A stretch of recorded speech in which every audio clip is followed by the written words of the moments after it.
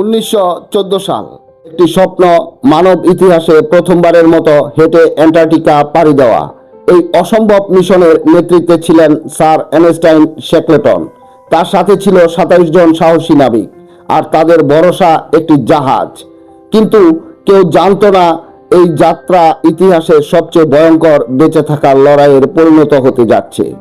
বরফে ঢাকা অ্যান্টার্কটিকার দিকে এগোতে এগোতে হঠাৎ একদিন তাদের জাহাজ আটকে যায় বিশাল বরফখণ্ডের সাথে। দিন যায়, সপ্তাহ যায়, বরফ আরো শক্ত হয়ে চেপে বসে জাহাজের চারপাশে। তারপর শুরু হয় ধ্বংস। চাপ সহ্য করতে না পারে জাহাজটি ধীরে ধীরে ভেঙে যেতে থাকে, আর এক সময় তাদের একমাত্র ভরসা জাহাজটি ডুবে যায় বরফের নিচে। এখন তারা সম্পূর্ণ একা, পৃথিবীর সবচেয়ে ঠান্ডা নিষ্ঠুর জায়গায়। না কোনো আশ্রয়, না কোনো সাহায্য, চারদিকে শুধু বরফ আর মৃত্যু। তাপমাত্রা -50 ডিগ্রি, খাবার সীমিত, আর সামনে অনিশ্চিত ভবিষ্যৎ। কিন্তু শ্যাকলটন হাল ছাড়েননি।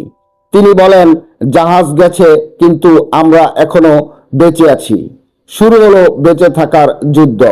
তারা বরফের উপর ক্যাম্পেন বানায়, খাবারের জন্য শিকার করে সিল আর পেঙ্গুইন। মাসের পর মাস তারা ভেসে বেড়ায় ভাঙা বরফের টুকরোর উপর। শেষমেশ তারা পৌঁছে যায় এক নির্জন দ্বীপে, এলিফ্যান্ট আইল্যান্ড। কিন্তু সেখানেও কোনো সাহায্য নেই।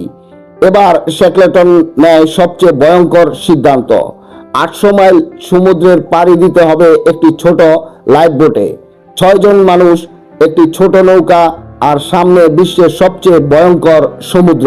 তুফান, বিশাল ঢেউ, প্রতিটি মুহূর্ত মৃত্যুর ঝুঁকিতে।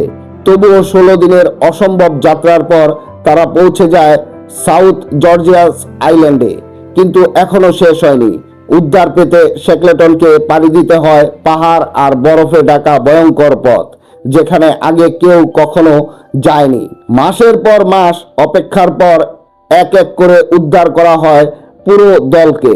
একজনও মারা যায়নি। অ্যান্টার্কটিকার সেই বরফাচ্ছন্ন নরকে 28 জন মানুষ বেঁচে ফিরেছিলেন শুধুমাত্র সাহস, নেতৃত্ব আর অদম্য ইচ্ছা শক্তির কারণে। স্যার আর্নেস্ট শ্যাকলটন প্রমাণ করে দিয়েছিলেন আসল জয়ের নাম বেঁচে থাকা।